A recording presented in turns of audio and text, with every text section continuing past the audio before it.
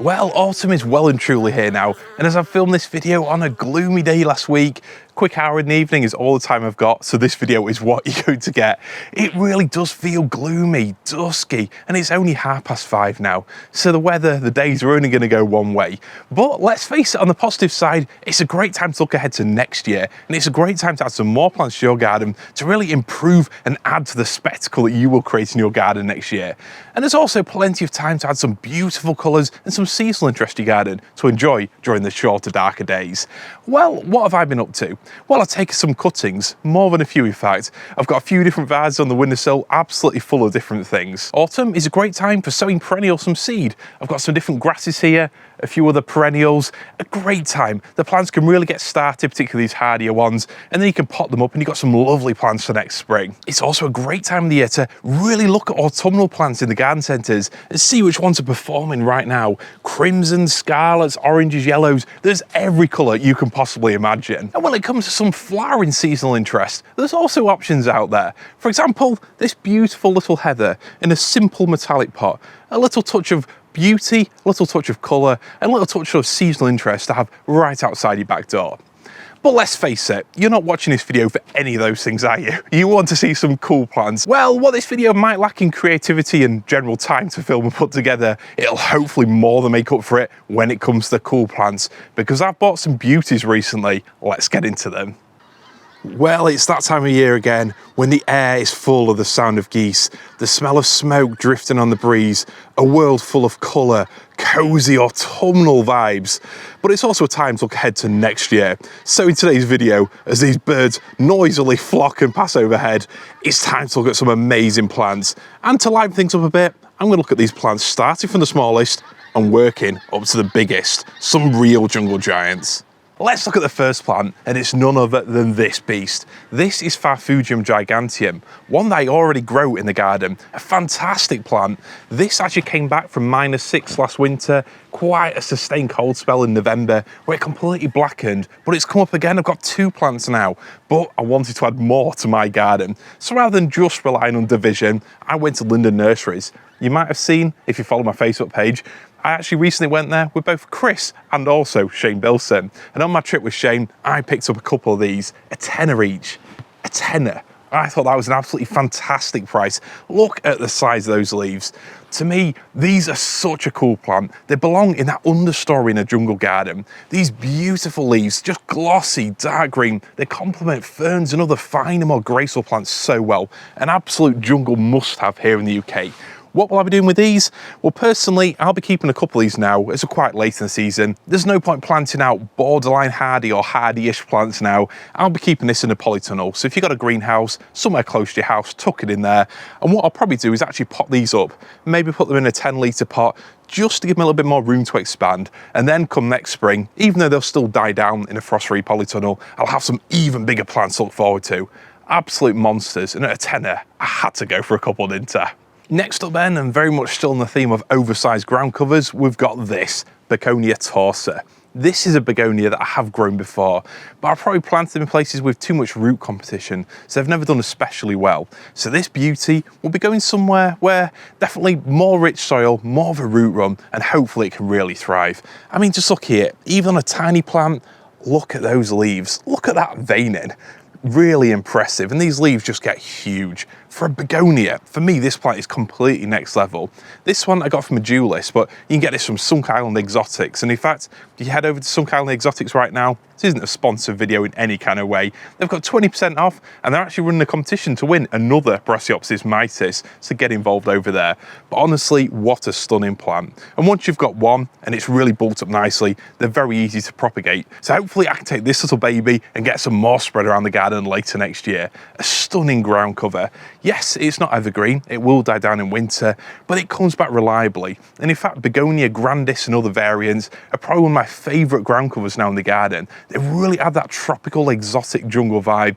And at this time of the year, September, they're flowering their socks off and looking magnificent. So hopefully this Torsa joins the party and really adds some luxurious, larger-than-life leaves to the mix.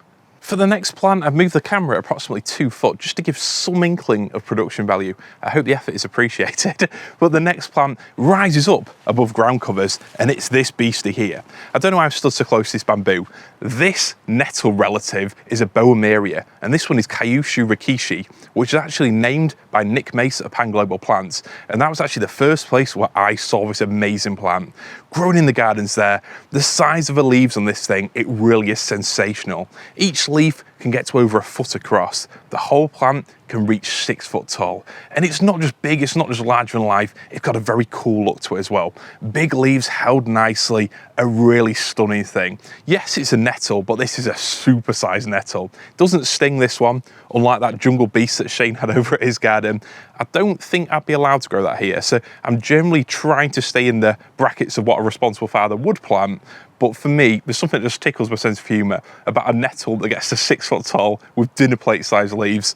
This is an absolute stunner. I actually bought this again from a dualist as part of a little mixed order, and I'm really looking forward to seeing these 9cm pots really bulk out nicely next year. So again, I won't be planting this out right now. I'll probably pot it up, and then in spring, once all the frosts have passed, then plant it out when I know it's got a full season to really get going, really bulk up. And I'm excited to see what this monster can do. Well, as the light levels are rapidly dropping now, it's time to crack on. And these next plants, these won't waste any time in reaching for the sky. This here is Rubus lineatus, which is an amazing bramble relative. Again, I really like the idea of our sort of native crunch-side plants, the normal plants you see every day out in the wild there. I like the idea of just the super-sized versions of those, and that's really what, I guess, really just attracts me to the giant nettles, giant brambles.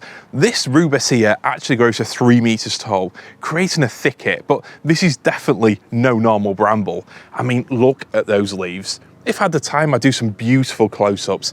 You can see they've got a silky, sheeny underside to them. Absolutely beautiful things. And when you see the tops of those leaves, just serrated beautifully, gorgeous line on them. They really are an exquisite foliage plant. And this Rubus lineatus is actually from Vietnam.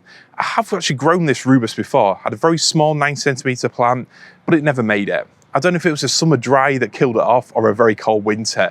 But this time round, I've gone over to Creek Farm, on the website should I say, and bought this one along with a few other beauties, which I'll share with you very soon. This gorgeous plant is actually from Vietnam, which means it's hardier than the Himalayan relative, so excited to give it a try. Again, with the other exotics I've shown you in this video, I won't be planting them out now as we're at the back end of the year. I'll be waiting till spring, and this will simply go in the polytunnel. It's in a nice sized pot already, so it can just sit around in here, waiting for spring, and then I'm going to plant it out.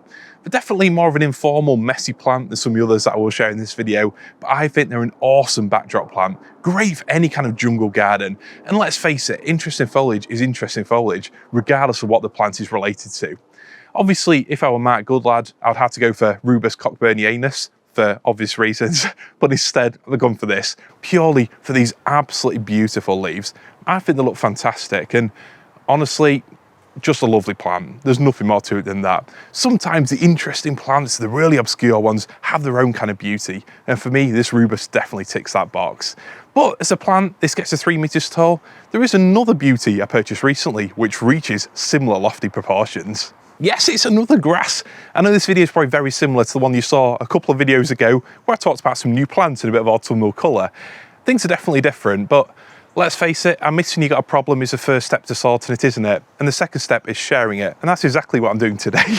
But this grass is different to the last one that I shared with you. Rosie is definitely more of an autumnal beast, a typical Miscanthus, big, large and in charge, but this one takes it to another level. This Miscanthus Giganteus is one I've grown before. I've grown it for years.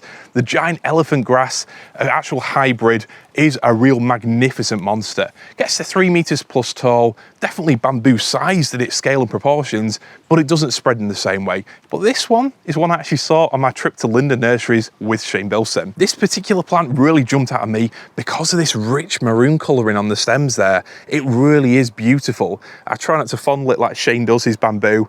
As you can see, it's already buffed nicely. I don't just scrape the red off, but it really has got something special about it. And that's one thing that I enjoy. I think the more you get into plants, it's the special forms that really excite you. It's the really unusual varieties. Go to specialists like your Pan Globals, your Krieg Farms, Sunk Islands, find the real rare and unusual forms that absolutely grab you.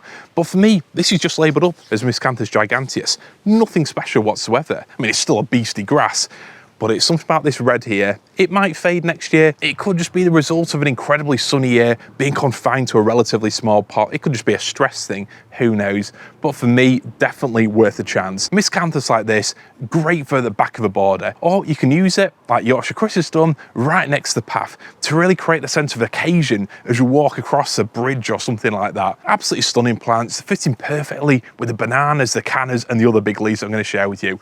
And this one, possibly, hopefully, will get to over 3 meters tall in a single season. They just rock it up without much in the way of care at all.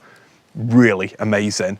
But let's face it, you want more than that. 3 meters, that's nothing, is it? So let's look at some even bigger plants. Well, okay, maybe not massively taller, but something I've never grown before, a grass which is new to me. This here is Pennisetum latifolia, which honestly, I've never even heard of until recently, when I saw somebody post about it on Instagram, and this plant is sold by Big Plant Nursery. So I went straight on there and bought one of these beauties. This one, it does say it grows to around 3 meters. So next year there could be a real battle of the giant grasses. We'll see which one gets bigger. But for me, this one just has so much more presence because of these wider leaves. Nothing like the standard Pennisetum which you often see in garden centres used in prairie style planting schemes. This is something on a completely different level. It's like a fountain of these wide leaves. Having a grass with the wide leaves, for me, really locks into that jungle look. It's not just a sheer size of thing, it just fits in perfectly. It looks like something which would grow in the tropics. Absolutely incredible. Again, I haven't grown this before, so it'll be definitely an experiment for me. Another back of the border type plant, or at the front if you're brave enough. Hopefully this is a big grower for me here. We'll find out anyway. Nice rich soil, good bit of moisture, it should go really well. I'm looking forward to seeing just how high we can get. But from a brave new introduction to an old friend, and one that I actually struggled to grow here, but I'm giving it a second try. This is a Schefflera, and this is delavayi, or delavayi, however you want to pronounce it. This is an absolute beauty. I did grow this initially. It was one of my favourite Scheffleras, but unfortunately I lost it in 2022. It could be because it reached that 40-degree high not far from here. It could be because of how incredibly dry the ground was. Scheffleras do appreciate a good amount of drainage, but I think it just got too dry for that plant in summer. Potentially planted among too many other things and not really given the room and root run it really needed to thrive. Potentially. Or it could have been that viciously cold start to winter which knocked it off after a year of stress. Often with plants, the damage can be cumulative, can't it, and not just one specific event. But I've decided to give this Schefflera another go, because this, once you see them in full, just going for it, it really is something else, an absolute stunner. I keep seeing this on Facebook, everyone's got them flowering at the minute and they just look insane. Shane Bilson grows this in his garden. If you want to see this looking fantastic, definitely check out my last video tour I did over at Shane's, where this plant really is something else. I absolutely love it. And at the minute, this isn't really showing its full potential. This is one of the hardiest Scheffleras, but for me, it's also one of the ones that looks the most out there. It gets massive. If you've ever been to RHS Wisley, you'll see one there, and it absolutely towers over you. The size of these leaves are just colossal. It really dwarfs you. An awesome plant. So this is a shrub slash small tree that definitely needs some space. It gets really, really big, but such an impressive, imposing plant. Definitely worth it for me. An evergreen as well, so you've got that structure to look forward to all the way through the year. This time round, like the others, I'll definitely be giving it some space. So if you want to take some kind of practical learnings from this video, which is very much sharing some exciting new purchases, definitely go for the special plants, but really give them the room that they need to thrive, because these beauties absolutely deserve it. But just when you thought the evening was coming to a close, there's one more plant. And this one I haven't purchased. It's actually a little plant swap, my side of the bargain of which will be made up very shortly. But this plant in particular, it is something else. A plant which, the first time I saw it, it went straight onto my wish list. You know how it is. I mean, this plant, I'll just lean over to show you the size of it. I couldn't fit it in my van, so I relied on my good friend Shane Bilson to bring it back for me. I mean, just look at the size of this thing. It is colossal. And this is just one culm. This is a division of a Borinda, a giant Borinda, Borinda Grossa or KR 5600, an absolutely stunning bamboo. This giant Borinda can apparently get to 10 meters tall, 10 meters. When you think this one here is, we'll say 2.5 meters, I mean, I can't imagine something literally 4 times the size of this. Admittedly, in cultivation here in the UK, they can really get to around 7 or 8 meters tall, but still 7 or 8 meters, that's getting on some, isn't it? That is a big plant. What an amazing bamboo. Being a Borinda, this isn't invasive or potentially invasive like a Phylostachys or similar ones are, but this does form quite a nice grove. Each culm or cane is nicely spaced out, so it's definitely got a different look to it to a lot of the other smaller Borindas you might see. So honestly, what an incredible plant. It might not have that vivid blue colouring of a lot of the papyriferas and those kind of varieties, but the sheer size, the scale of this thing, it's got big leaves, it's got big canes. Obviously this one's chopped off here to really give the chance for this actual clump to start rooting and leafing up again. But it obviously is thriving. The leaves that are left on it, they're still doing just fine. The branches are looking very healthy, and Shane has said there's some new growth under here. So I'm incredibly excited, and Shane, I hugely appreciate the chance to add this amazing beauty to my garden. What a plant. 10 meters tall, potentially, probably around 3 meters across. This will be a column of jungle growth that will really be a sight to see. A true giant Borinda, a giant bamboo, and one which I definitely am going to make room for in my garden. I might have a jug around soon, swap out some of the smaller bamboos, somewhere I've got multiple varieties, and find the right spot for this. But I know it'll be absolutely worth it. So today's video, very much a quick one, just sharing some new plants, which is kind of the lowest effort video that I can make, because obviously Saturday or yesterday as you watch this, the weather absolutely atrocious, high winds, heavy rain, not the best day to be filming. So this evening, just about made time before it's got dark to share with you some very cool plants. I think when it comes to jungle or exotic gardens, there's something to be said about really going big. Go for the exciting plants. And in the last few garden visits I've been to me, the plants that have really had the most impact, the ones that stay with me, are the ones which are larger than life, the ones which are supersized, the ones that really have something special. And no matter how far you are into your exotic, tropical or jungle plant journey, there's always something rare, incredible and exciting around the corner. So I hope this video has given you a few ideas. Let me know in the comments below your most outrageous plant, whether it's on your wish list or one you bought recently. I'd really be intrigued to know. Thank you very much for watching, and next video I'll hopefully have some more progress here in my garden, depending on the weather, we'll see. But thanks a lot, I appreciate you all, see you later.